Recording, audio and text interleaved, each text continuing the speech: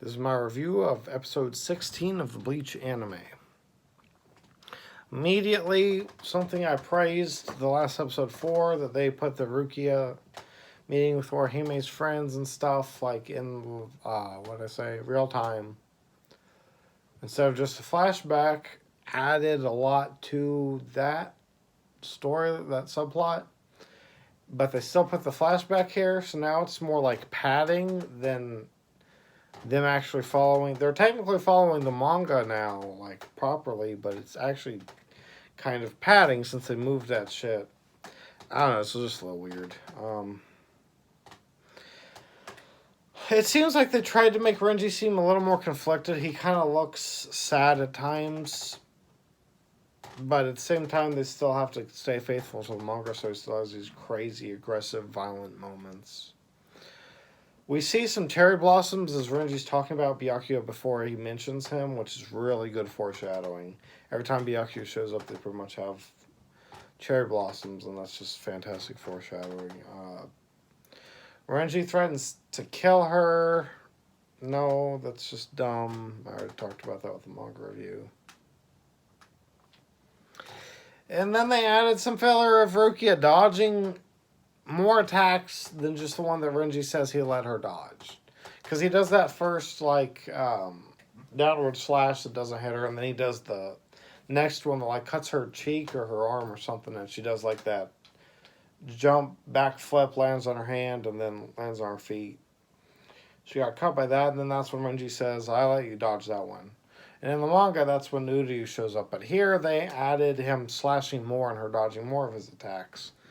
Which, him saying, oh, I'm seriously going to kill you now, and then her dodging him just makes him look like he's incompetent. It's just bad. It takes away from him.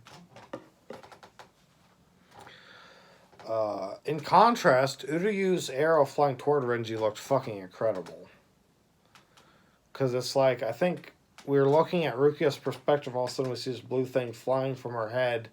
It gets up on the screen, and then we cut to Renji, and he, dodges it, and the screen, shakes, and we see it fly off into the distance, and he's looking at it, and then we see him look back. That scene was incredible. That was really well done.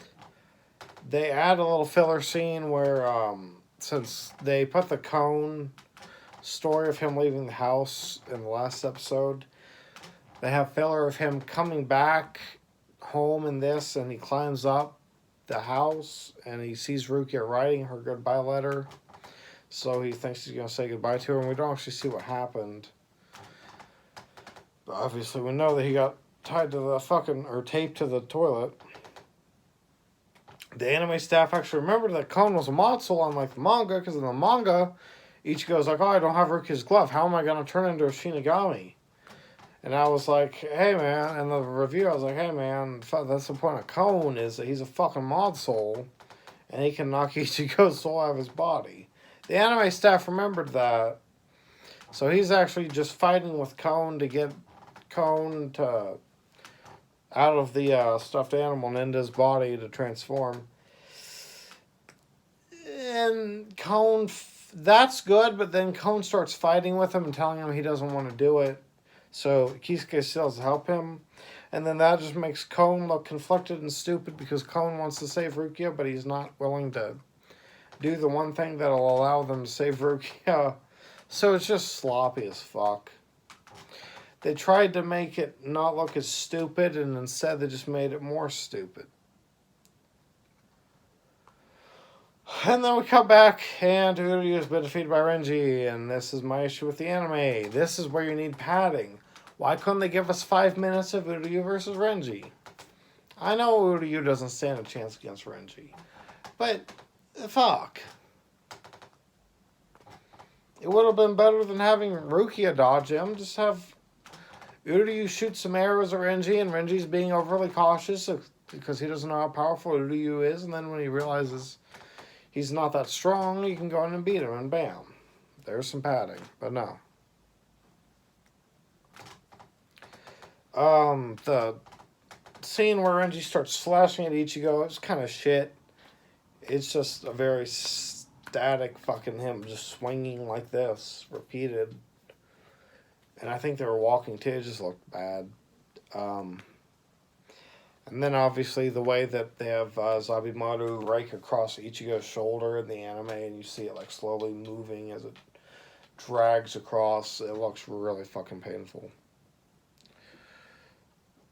So the anime does some things wrong and then stumbles in other areas.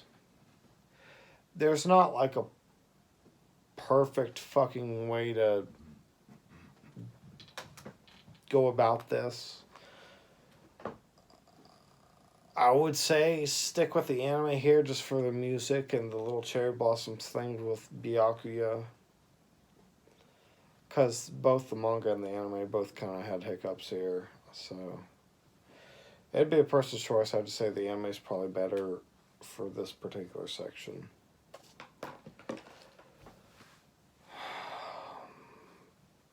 Yeah, and I didn't have a lot of notes because the fighting hasn't really started yet.